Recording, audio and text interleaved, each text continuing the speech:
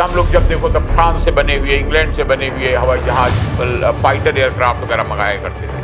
अब होता है कि नहीं, इंडिया में बनाओ और इंडिया में बना के बाहर सप्लाई भी करो और अपने लिए भी बनाओ। पढ़ाई अंग्रेजों ने जो बाबुओं वाली पढ़ाई शुरू की थी कि इंडिया में एक ऐसा वर्ग हो जाए जो अंग्रेजी बोलता हो, अंग्रेजी कपड़े पहनता हो और वो टेक्निकली साउंड ना हो। पढ़ाई अंग्रेजों ने जो बाबुओं वाली पढ़ाई शुरू की थी कि इंडिया में एक ऐसा वर्ग हो जाए जो अंग्रेजी बोलता हो, अंग्रेजी कपड़े पहनता हो और वो टेक्निकली साउंड ना हो, उसमें दिखेगा कि तुमने पैसा दिया तो क्यों दिया, किसको दिया, कभी भी जांच हो सकती है। और दूसरा, त्वरित न्याय व्यवस्था। तुम साबुन, मंजन, तेल ये सब बनाने की जिम्मेदारी लघु उद्योग को दे दो जी। और ये हवाई जहाज और हेलीकॉप्टर और टैंक और ये सब बनाने का काम तुम ले लो।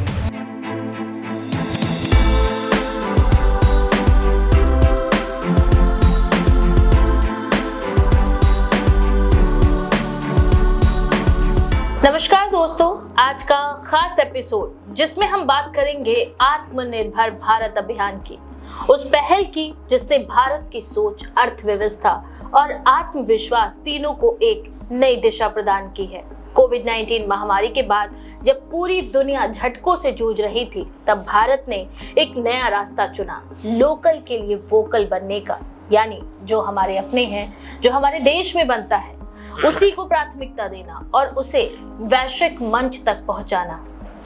लेकिन सवाल ये है, क्या ये अभियान सिर्फ एक नारा है या वाकई में भारत को आत्मनिर्भर बनाने की दिशा में एक ठोस कदम? क्या इससे छोटे कारोबारियों, किसानों और युवाओं को नए मौके मिले हैं? और क्या हम सच में उस भारत की ओर बढ़ रहे हैं जो खुद पर निर्भर होकर दुनिया से बराबरी की बात कर सके? आज हम इन्हीं सवालों पर खुलकर बात करेंगे, समझेंगे आत्मनिर्भर भारत की सोच, उसकी जमीन पर सच्चाई और उसके भविष्य की दिशा। तो आइए शुरू करते हैं आज की बातचीत। हमारे साथ स्टूडियो में मौजूद डॉक्टर सूर्य कुमार शुक्ला जी से। सर, बहुत बहुत स्वागत है आपका।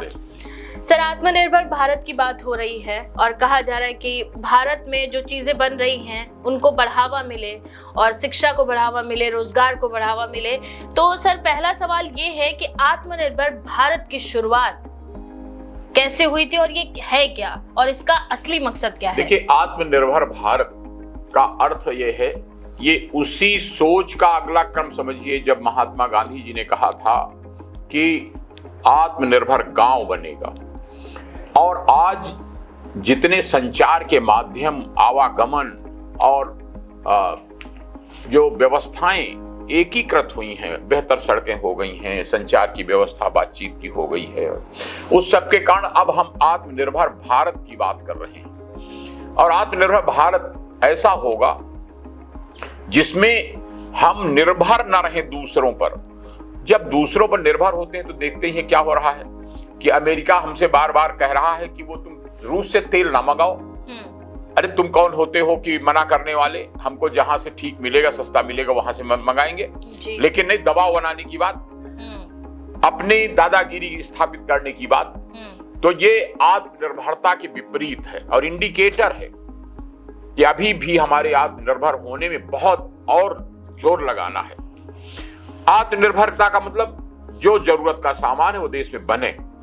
देश के जो, चाहे वो मेडिकल की व्यवस्था हो, चाहे अच्छी से अच्छी पढ़ाई की व्यवस्था हो, चाहे वो मेडिकल के क्षेत्र में, चाहे इंजीनियरिंग के क्षेत्र में, चाहे वो तकनीकी, चाहे वो अंतरिक्ष के क्षेत्र में, सारी पढ़ाई की व्यवस्था अपने यहाँ हो।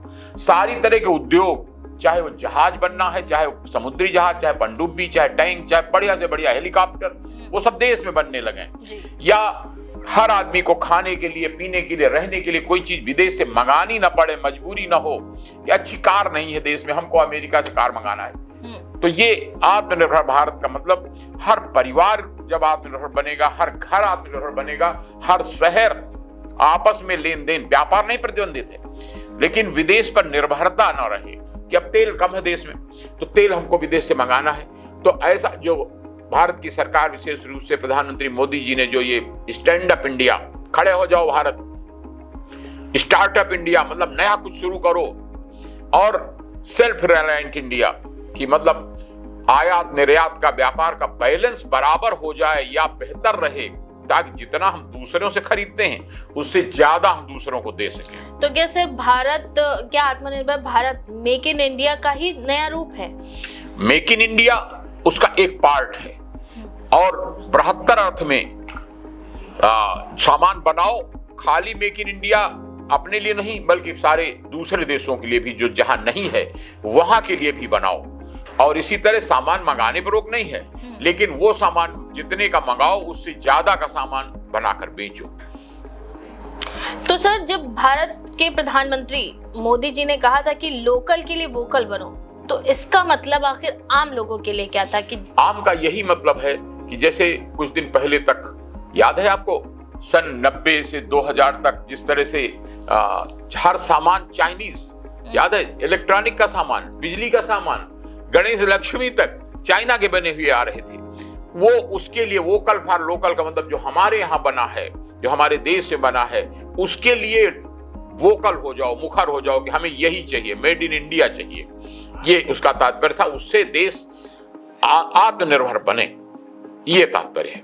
ओके सर, तो इस अभियान से भारत की अर्थव्यवस्था पर अब तक क्या असर पड़ा है? अर्थव्यवस्था कितनी उजागर हुई है? अब आपने सुना ही है कि दुनिया की जो सबसे बड़ी अर्थव्यवस्थाएं हैं उसमें हम लोग चौथी बड़ी अर्थव्यवस्था बन चुके हैं और तीसरी अर्थव्यवस्था बनने के लिए तरफ अग्रसर हैं और इतना तरक्की हुई है। अब आज भारत के तमाम सामान, जैसे अब फाइटर एयरक्राफ्ट के क्षेत्र में सब नाम सुना होगा, तेजस या ब्रह्मोस मिसाइल कि अब वो विदेशों में मांग हो रही है। ऐसे ऐसे उपकरण, पहले याद करिए कि हम लोग जब देखो तब फ्रांस से बने हुए, इंग्लैंड से बने हुए हवाई जहाज, फाइटर एयरक्राफ्ट वगैरह मंगाया करते थे।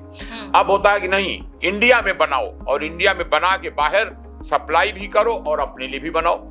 तो ये है वो सपना जो प्रधानमंत्री जी ने देखा है और जिसकी ओर पूरा देश बढ़ रहा है। सर, आपने कहा कि तेजस और ब्रह्मोस बन रहे हैं, बड़ी बड़ी चीजें हो रही हैं। बड़ी चीजें तो एक तरफ हो रही हैं, तो छोटे और मझोले कारोबारियों को इसमें क्या फायदा हो रहा है?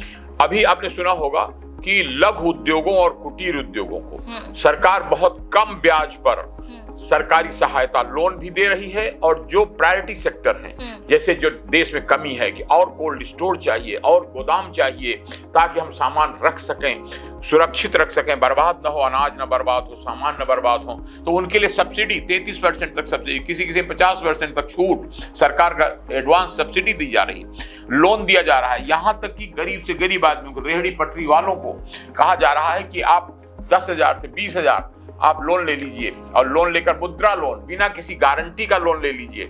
इस प्रकार की योजनाएं उसी का हिस्सा हैं कि गांव का गरीब से गरीब आदमी, मोहल्ले का आदमी, वो भी कुछ ना कुछ रोजगार कर सके और आत्मनिर्भर बने।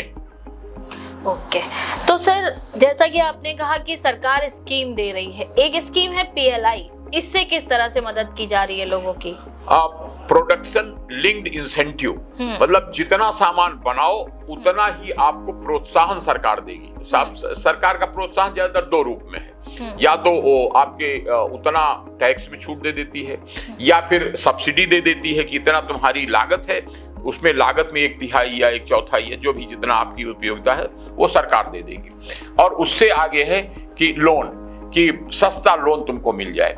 तो इस प्रकार जितना तुम सामान बनाओगे उतना ही तुमको प्रोत्साहन मिलेगा। तो PLI के तहत सर जो बन रहे हैं प्रोडक्ट, जो बनेंगे, जो भारत में ही सिर्फ बढ़ावा दिया जाएगा कि विदेशों में भी इससे? जहां भी आप बेच सको बेचो, बल्कि उल्टा, और सामान बेचने पर विदेश अगर आप भेजते हो तो उस पे अलग एक्सपोर्ट इंसेंटिव मिलता है। 10% उसमें ज्यादातर सामानों में आपको इंसेंटिव मिलता है कि जितनी कीमत का सामान आपको विदेश भेजा उसका 10% आप हमसे ले लो। सर, इस अभियान से गांवों की अर्थव्यवस्था और रोजगार के मौके बढ़े हैं? बिल्कुल, बहुत, जितना ज्यादा ये काम बढ़ा है। आपने देखा जैसे खेती के उत्पादों का समर्थन मूल्य सरकार ने घोषित किया कि गेहूं भी सरकार खरीद रही है, चावल भी खरीद रही है, दाल भी खरीद रही है, तिलहन भी खरीद रही है। तो अब क्या है, किसानों को उतना गारंटी हो गई कि हमारा सामान बर्बाद नहीं जाएगा। आप देखिए, इसी कारण जो कृषि का उत्पादन है वो एकाएक बहुत बढ़ गया पहले की तुलना में। और अब जो जरूरत है कि लघु उद्योग और कुटीर उद्योगों का जो बचा सामान है, यानी कि जो छोटा मोटा टेक्निकल सामान बनता है, उसका भी समर्थन मूल्य घोषित करने का विचार चल रहा है, सरकार उसको भी घोषित कर देगी कि किसी का सामान ये समस्या ना हो, सामान बिक नहीं रहा, सबका न्यूनतम समर्थन मूल्य सरकार घोषित कर देगी भविष्य में। तो उसका वो भी सामान, यानी कि जो अभी दिक्कतें हो रही हैं कि क्या दिक्कत हो रही है कि बड़ी मल्टीनेशनल कंपनियां जैसे विदेशों से संचालित होती हैं, वो इतना सस्ता पड़ जाता है सामान उनका, जो बड़े पैमाने बनाते हैं और खूब जबरदस्त प्रचार करते हैं टेलीविजन में, अखबारों में, हमारा ये सामान, ये कार खरीदो बहुत अच्छी है, ये इलेक्ट्रॉनिक का सामान, ये टीवी, ये फ्रिज, ये खरीदो। तो वो क्या होता है कि लघु उद्योग में बना हुआ सामान महंगा पड़ जाता है, तो उसके कारण लघु उद्योग फेल हो जाते हैं, वो लघु उद्योगों में कठिनाई आती है। तो जरूरत यह है कि इन सामानों को, बल्कि अब तो मेरा सुझाव यह है कि कुछ सामान लघु उद्योग के लिए रिजर्व कर दिए जाएं। जैसे अब बहुत एक लकी वाली बात है कि जैसे अब दूध, नकली दूध की बात छोड़ दें, तो असली दूध केवल डेयरी में ही बन सकता है, तो डेयरी छोटे छोटे लोग चलाते हैं। इसी तरह फल पैदा करना प्रकृति से ही हो रहा है, इसी तरह तमाम सब्जियां वो प्रकृति के रूप से ही पैदा हो रही हैं। इन क्षेत्रों में अभी जबरदस्त उत्साह की संभावना है, काम की संभावना है, और मैं निवेदन करूंगा कि अब तमाम कंपनियां प्राइवेट रूप से आई हैं जो ये सामान भी खरीद रही हैं, उनको प्रिजर्व कर रही हैं, लेकिन मुख्य प्रॉफिट फिर वो ले जाती है जो मल्टीनेशनल कंपनी है। तो अगर सरकार इनका भी न्यूनतम समर्थन मूल्य घोषित कर देगी तो भविष्य में आप देखिएगा कि फल संरक्षण और सब्जियों के उत्पादन, इनमें भी अभूतपूर्व तरक्की हो जाएगी। तो क्या सर ये कहा जा सकता है कि मेक इन इंडिया की जगह डिजाइन इन इंडिया जैसी सोच भी आगे बढ़ रही है? हाँ, ये अपने देश में क्या हुआ था कि इस तरह की पढ़ाई अंग्रेजों ने, जो बाबुओं वाली पढ़ाई शुरू की थी कि इंडिया में एक ऐसा वर्ग हो जाए जो अंग्रेजी बोलता हो, अंग्रेजी कपड़े पहनता हो और वो टेक्निकली साउंड ना हो। मतलब हमको जरूरत है कि विदेशों की तरह हमारे बच्चे भी तकनीकी और व्यावसायिक शिक्षा, बल्कि मैं तो कहूंगा कंपलसरी तकनीकी और व्यावसायिक शिक्षा हर बच्चे के लिए, जो न्यू एजुकेशन पॉलिसी में आई है कि कोई भी बच्चा जो इंटरमीडिएट भी पास कर लिया तो वो बेरोजगार नहीं रहेगा, कोई ना कोई काम उसे सिखा दिया जाएगा जिसको वो करके अपनी रोजी रोटी चला सकता है। तो अब अगला स्टेप जो मैं कहूंगा, कंपलसरी एजुकेशन, टेक्निकल या प्रोफेशनल, मतलब व्यावसायिक शिक्षा कोई ना कोई हर बच्चे के लिए कंपलसरी कर दिया है, बजाय केवल जो पारंपरिक शिक्षा जो कि भाषा ज्ञान हो जाए और लिखने का ज्ञान हो जाए, बाबू बन जाए, कंप्यूटर का ज्ञान हो जाए, बाबू बन जाए। तो बाबू के बजाय उसे उत्पादक व्यक्ति के रूप में तैयार किया जाए। सर अगला सवाल ये है कि कहते हैं कि 5 स्तंभ हैं मेक इन इंडिया के: अर्थव्यवस्था, इंफ्रास्ट्रक्चर, पारदर्शी सिस्टम, युवा शक्ति और बढ़ती डिमांड। इनमें सर 2 चीजें मिसिंग है, शिक्षा और स्वास्थ्य सेवाएं। तो इनको भी शामिल करना चाहिए ऐसा? वही अभी शिक्षा की बात तो मैं कर ही रहा था जी। अब जहां तक स्वास्थ्य की बात है तो उसको भी कहूंगा कि देखिए कुछ जगहों पर अपने देश में मोहल्ला क्लिनिक, ग्रामीण अस्पताल की शुरुआत हुई, PHC, CHC आपने सुना होगा, कम्युनिटी हेल्थ सेंटर या प्राइमरी हेल्थ सेंटर की शुरुआत हुई, उनको कह सकते हैं ग्रामीण अस्पताल या क्लिनिक। तो हर ग्राम पंचायत में जब हम क्लिनिक बना देंगे, गांव अस्पताल, हर गांव में ग्राम पंचायत में हम बैंक, कंपलसरी बैंक सर्विस कि जितनी जरूरत हो पैसा लोन ले लो फिर वापस कर दो। इसी तरह हर ग्राम में जब ग्रामीण न्यायालय, चाहे उतना पैसा ना हो तो उसको मानदेय पर ही, चाहे हम अपने सरपंच सिस्टम जो हमारा होता था उस तरह तैनात कर लें, लेकिन ये तीनों चीज, गांव में अदालत, गांव में न्याय व्यवस्था, गांव में शिक्षा और गांव में अस्पताल, ये जब हर गांव में चल जाएंगे तब देखिएगा क्या आनंद आएगा, भारत कितना आत्मनिर्भर बनेगा। सर अभी आपने कहा कि छोटे से बड़े उद्योग यहाँ पर हो रहे हैं, मेक इन इंडिया बनाने की सरकार की पहल जोरों शोरों पर चल रही है। सवाल ये है सर कि मेक इन इंडिया की बात तो चल रही है, लेकिन अभी कुछ छोटे उद्योग हैं जैसे अभी हमारा फेस्टिवल था दिवाली, तो अभी भी कुछ ऐसे प्रोडक्ट्स हैं जो बाहर विदेशों के थे। मैं तो ये कहूंगा कि अब सरकार ने बहुत कर दिया, अब अगला कदम होना चाहिए कि भाई जो नहीं मान रहे हैं, जो खाली इसलिए कि विदेशी टैग लगा हो तब खरीदेंगे। कार देश में उपलब्ध हैं, लेकिन इतनी कारें उपलब्ध हैं कि नहीं, हमको अमेरिका की कार चाहिए। तो सोचिए कितना महंगी, वो इतने $1000 एकदम चले गए। कहा गया वो बाहर से आई और मेड इन इंडिया का मोहर लग गई। मोहर नहीं लगी, पैकेट बना के रखा गया और उसको उसमें ट्रांसफर कर दिया गया कि मेड इन इंडिया था, वो मेड इन सम। तो अब सरकार को ये नया नियम बना देना चाहिए, थोड़ा टाइट बेल्ट करनी पड़ेगी पब्लिक को कि देखो जो सामान प्रदेश में देश में बन रहा है उसको आप कृपया विदेश से ना मंगाइए। जब हमको आयात कम करना है, ऑलरेडी हमारी इतने तेल की कमी है देश में, कारों के लिए, गाड़ियों के लिए, इंजन चलाने के लिए, ट्यूबवेल के लिए, तो तेल मंगाना पड़ रहा है। तो तेल के लिए देखा आपने कितना, उसको आत्मनिर्भर बनाने के लिए देश को नई एनर्जी का सोर्स, सोलर एनर्जी या बैटरी से चलने वाली इलेक्ट्रिक व्हीकल की शुरुआत कितनी तेजी से सरकार ने किया है। तो उसी तरह अब ये भी बन जाना चाहिए नियम कि जो सामान देश में बन रहा है विदेश से मत मंगाइए। जी, तो सर मेड इन इंडिया की बात हो रही है, तो आपने कहा ये अभी आपने फायदे गिनाए कि ये चीजें हो सकती हैं, ये हो रही हैं। अब सर बात करते हैं कि इसमें दिक्कतें क्या आ रही हैं। अब दिक्कतें, जैसे एक सबसे बड़ी दिक्कत जो आपको मैंने बताया कि मल्टीनेशनल कंपनियों का राज, कि वो इतना सस्ता, इतना बड़े स्केल पर सामान बना देते हैं, इतना धुआंधार प्रचार करते हैं, पब्लिक को लगता है यही सबसे अच्छी चीज है। और वो पता लगा चिप्स भी, पापड़ भी, वो लंदन की जो स्थापित कंपनी है हिंदुस्तान लीवर्स, वो अभी भी बनाई जा रही है। वो इसी तरह आपने देखा होगा गूगल, इसी तरह देखा होगा कि YouTube, सारा क्या कंट्रोल, इसका लाभ किसको मिल रहा है? अमेरिका से कंट्रोल हो रहा है। तो इसका सब्स्टिट्यूट हमारे देश के तकनीकी लोगों की ये चुनौती है, इंजीनियर्स का काम है कि इनका सब्स्टिट्यूट जल्दी बनाएं। और अभी आपने देखा होगा अमित शाह जी ने अपने देश के जो प्लेटफॉर्म है सूचना का, उसको ज्वाइन किया, प्रेरित किया लोगों को। तो इस तरह ऐसे क्षेत्रों में, और दूसरा एक बहुत बड़ी बाधा है इसमें भ्रष्टाचार, कि अगर जब तक भ्रष्टाचार होगा तब तक नए उद्योग सफल नहीं हो पाते। कहते हैं ना कि वो इंस्पेक्टर राज खत्म करो, यानी कि हमारी सरकार ने बहुत तेजी के साथ उस पर उदारता की है कि बहुत काम डिजिटलाइज किए गए, कि स्व घोषणा पर कि आपको बात मान ली जाएगी, बजाय इसके कि हर काम के लिए आप सरकारी दफ्तर में खड़े हों और सरकारी बाबू आपसे पैसे मांगे। तो उसके लिए तो जरूरी है, एक तो ज्यादा से ज्यादा सरकार जो कर रही है डिजिटलाइजेशन, कि हर काम ऑनलाइन होगा, उसमें दिखेगा कि तुमने पैसा दिया तो क्यों दिया, किसको दिया, कभी भी जांच हो सकती है। और दूसरा त्वरित न्याय व्यवस्था, जल्दी न्याय और सही न्याय। तो उसके लिए मैंने दूसरा सुझाव दिया कि गांव तक अदालत हो जाए। और एक और चीज कि थर्ड पार्टी ऑब्जर्वेशन बहुत जरूरी है। जितने सरकार के विभाग काम कर रहे हैं तो उसमें गोपनीय कुछ जासूस थर्ड पार्टी लगाकर देखते रहें कि कौन घूस ले रहा है, कौन बेईमानी कर रहा है, उस पर नजर रखी जाए जी। हर विभाग के काम पर थर्ड पार्टी ऑब्जर्वेशन, किसी को भी, चाहे सरकारी विभाग हो वो नजर रखे, चाहे प्राइवेट किसी को ठेका दे दिया जाए कि देख करके बताते रहो कि कौन बेईमानी गड़बड़ी कर रहा है। तो ये भी बहुत जरूरी होगा। और मैं समझता हूं कि जब हम अपने देश में अच्छे से अच्छे कीमती सामान भी बनाने लगेंगे, जैसे सरकार ने अभी बताया मैंने, ब्रह्मोस, तेजस और तमाम फाइटर एयरक्राफ्ट और टैंक, ये सब बनाने की जो शुरुआत की है, DRDO को जो निष्क्रिय पड़ा था उसको सरकार ने सक्रिय कर दिया कि डिफेंस का सारा सामान भी अपने देश में बनने लगे।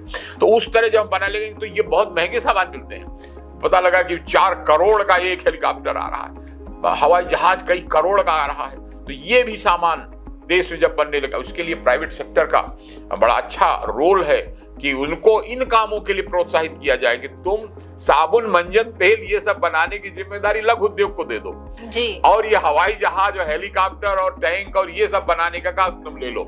तो अब सरकार इस तरफ काफी तेजी से बढ़ रही है और मुझे विश्वास है कि भारत बहुत जल्दी आत्मनिर्भर भारत बनेगा।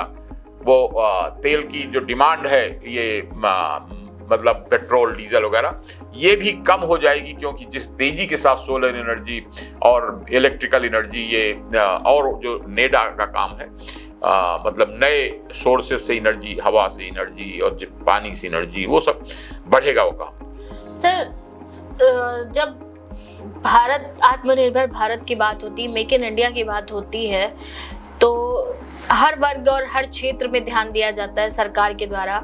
महिलाओं का जो है, वो जो ग्रामीण महिलाएं हैं अभी भी बहुत पिछड़े इलाकों में उनकी स्थिति अभी भी बदतर है, तो उसके लिए सरकार को क्या कदम उठाना जैसे चाहिए? आपने देखा होगा कि स्वयं सहायता समूह हजारों नहीं लाखों की संख्या में बनवाए गए हैं कि उनको लोन दे दिया जाए ताकि आपस में वो मिल करके कोई छोटा मोटा काम इस तरह का कर सकें, जैसे सिलाई कढ़ाई का काम है, रेडीमेड गारमेंट्स बनाने का काम है, फलों के संरक्षण का काम है। आपने देखा लिज्जत पापड़ उदाहरण था, अमूल डेयरी इसका उदाहरण था कि कोई ग्रुप बना करके अपनी आर्थिक स्थिति को मजबूत किया जाए।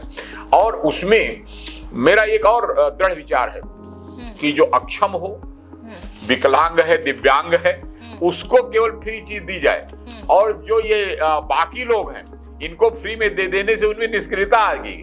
इसलिए उनको धीरे धीरे, जैसे सरकार की योजना थी, आपने सुना होगा कि भाई जो सक्षम लोग हैं वो अपना गैस की सब्सिडी छोड़ दें, तो ये कहना ठीक हुआ। अब काफी लोगों ने छोड़ दिया खाली एक अपील पर। अब मैं कहूंगा इस नियम को और आगे बढ़ाया जाए कि जो गरीब, इतने गरीब हैं कि उनको सहायता देनी ही चाहिए, और जो इतने अक्षम हैं, विकलांग हैं कि उनको बीमार हैं, नहीं कर सकते कोई काम, उनको ये वजीफा, ये सहायता, ये सरकारी व्यवस्था दी जाए। और जो जिस लायक है, बल्कि अब तो मेरी अगली सुझाव ये है कि जो भी लोग सुन रहे हैं कि धीरे धीरे ऐसा व्यवस्था बने हर परिवार का और हर घर का एक बच्चों का करियर प्लान बने। और कौन बनावे? जो ये ब्लॉक डेवलपमेंट बने हुए हैं, इनको काम दिया जाए कि खाली तुम एरिया का विकास ना करो, हर परिवार के विकास का एक करियर ग्राफ बनाओ कि इस घर में 5 लोग हैं, ये इनको क्या क्या कराया जाएगा। ये जिम्मेदारी अब डीएम साहब को, बीडीओ साहब को, सीडीओ साहब को दी जाए कि ये करियर ग्राफ बनाओ, इनको विकसित कराओ। हर परिवार, हर गांव जब विकसित होगा तब हमारा पूरा भारत विकसित होगा। अच्छा सर, क्या आत्मनिर्भर भारत अभियान से किसानों और गांव के उद्योगों को भी फायदा हुआ है? बहुत फायदा हुआ है। जैसे आपने यही देखा कि मिनिमम किसान समर्थन मूल्य किसानों के सम्मान निधि जो जारी हुई, तो उससे एकाएक जो बाहरी खर्च होते थे किसान के, छोटे छोटे किसान, सीमांत किसान थे, लघु किसान थे, उनको एकाएक उसका लाभ मिला। इसी तरह तमाम आपने देखा होगा ट्यूबवेल में फ्री बिजली दी जाने लगी, और तमाम सिंचाई का जो बहुत खर्चा आता था वो माफ कर दिया गया। इसी तरह आयुष्मान कार्ड की जो योजना चलाई गई कि फ्री 5 लाख तक का इलाज आपका हो जाएगा जो गरीब आदमी है। अब उसमें यह है कि सरकार ने एक कदम और आगे बढ़ाया है कि जो 70 साल से ऊपर है उन सबको उसमें शामिल कर लिया जाए, चाहे गरीब है, चाहे मेरे कोई भी है, सीनियर सिटीजन है। इसी तरह मैं कहूंगा जो छोटे परिवार हैं, अभी उसमें 6 लोगों की एक सीमा लगी हुई है, तो उसको भी कि जो जिन्होंने अपने फैमिली प्लानिंग का ध्यान रखा है, कम बच्चे भी हैं, उनके 2 बच्चे हैं, 4 का परिवार है, 5 का परिवार है, उनको भी अब इस योजना में शामिल कर लिया जाने से और अच्छा रहेगा। अच्छा सर, आप कह रहे हैं कि किसानों को बहुत फायदा हुआ है, ये आंकड़े बता रहे हैं कि कई किसानों ने फिर भी आत्महत्याएं की हैं। जहां तक किसानों की आत्महत्या की बात है, मैं आपको बताता हूं, ये इस दर में बहुत भयंकर सुधार हुआ है। और एक दूसरा पहलू इसका भी है कि आप किसानों की, जो देश के कुछ आलोचक होते हैं कि विरोधी पार्टियां होती हैं, उनको इस तरह का अवसर मिलता रहता है, लेकिन बताऊं आपको कि ये एक डिप्रेशन जो बीमारी होती है वो खाली किसानों में नहीं होती, वो बड़े व्यापारियों में है। आपने कई बार सुना कि बड़े बड़े व्यापारी, फला व्यापारी में जो करोड़पति था उसने आत्महत्या कर ली। ये अभी भी हमारे देश में बहुत, इसमें डॉक्टरों को ध्यान देने की जरूरत है कि डिप्रेशन की बीमारी से उसको चिन्हित करें, किस आदमी की बातचीत, किसका सोशल मीडिया पर वार्तालाप नकारात्मक हो रहा है, निषेधात्मक हो रहा है, उसको पहले से चिन्हित करके घबराहट की बीमारी हो गई और उस बीमारी के कारण आत्महत्या कर लेते हैं। तो आज की डेट में जब 80 करोड़ लोगों को देश में राशन मिल रहा है, 81.5 करोड़ अब हो गए हैं, तो अब भूख के कारण किसी को मरने की जरूरत नहीं है। हाँ, ये है कि ऐसे तो बीमारी के कारण ये जो इस तरह के, उसमें खाली वही नहीं है, कई व्यापारी, कई आपने सुना होगा स्टूडेंट नंबर कम होने से आत्महत्या कर ले रहे हैं, कई डॉक्टर लोग बिना कारण के, फैमिली टेंशन की वजह से, वाइफ के टेंशन की वजह से कई डॉक्टरों ने हत्या कर ली, कहीं हस्बैंड की प्रताड़ना से कोई आत्महत्या कर ले रहा है। इसलिए इन कारणों की अलग से मेंटल हेल्थ, अभी हम डॉक्टरों से कहेंगे, इस देश के जितने चिकित्सक हैं, कि मेंटल हेल्थ के सुधारने के लिए और प्रयास करने की जरूरत है। सर, आखिरी सवाल ये है कि क्या भारत आने वाले समय में दुनिया का नया मैन्युफैक्चरिंग हब बन सकता है? बन सकता है नहीं, जिस तरह से हमारे देश में एक लहर आई हुई है इस समय, आपने देखा होगा प्रधानमंत्री जी ने आह्वान किया, माननीय मोदी जी ने, तो उसके अनुसार ही तमाम स्वयंसेवी संगठन, किसी ने कहा आत्मनिर्भर भारत संगठन, किसी ने कहा विकसित भारत संगठन, किसी ने कहा देश मजबूत बनाओ संगठन, किसी ने, तमाम एनजीओ, तमाम लोग, तमाम बुद्धिजीवी इस लाइन पर आगे बढ़ गए हैं। एक लहर सी चली है कि देश को मजबूत बनाना है, देश को विकसित बनाना है। तमाम स्वयंसेवी संगठनों का गजब का जोश दिख रहा है और मुझे दृढ़ विश्वास है कि सन 47 नहीं, उससे 10 साल पहले सन 37 तक ही ये देश विकसित भारत बनेगा और भारत का भविष्य उज्जवल है। और देखिएगा कि ये जो आज की दादागिरी करने वाले दुनिया के देश हैं, ये पीछे छूट जाएंगे और भारत उन सबसे, जिस तरह से तेजी से ग्राफ आपकी अर्थव्यवस्था का चल रहा है, ये देश उस सबसे आगे निकलेगा। बहुत बहुत धन्यवाद सर आपका इतने अहम मुद्दे पर बात करने के लिए। युवाओं को कुछ कहना चाहेंगे कि कोई संदेश? युवाओं के लिए यही मेरा निर्देश है, संदेश है, प्रार्थना है कि भाई कोई न कोई तकनीकी या व्यवसायिक ज्ञान हासिल करके बिल्कुल निराश मत हो। जैसे भी जिन शर्तों में जहां से तुम्हें पैसा मिले, आर्थिक सहायता मिले, लोन मिले, उसको लेकर काम में आगे बढ़ो। जो उस दिशा के बुद्धिमान लोग हैं, अनुभवी हैं, उनसे राय लो ताकि फेल ना हो जाओ। और अब तो बहुत बड़ी रिसर्च हो गई है, तमाम चैट जीपीटी, गूगल और तमाम एआई के ऐसे मॉडल निकल आए हैं, उनसे भी राय लो, सीखो, उस काम में दक्ष बनो और दक्ष बनकर मजबूत बनो, खुद मजबूत बनो, देश को मजबूत बनाओ। धन्यवाद सर। धन्यवाद, धन्यवाद, जय हिंद। बने रहिए हमारे साथ, देखते रहिए कोई एक और नए मुद्दे के साथ। हम आपसे फिर मुलाकात करेंगे। धन्यवाद।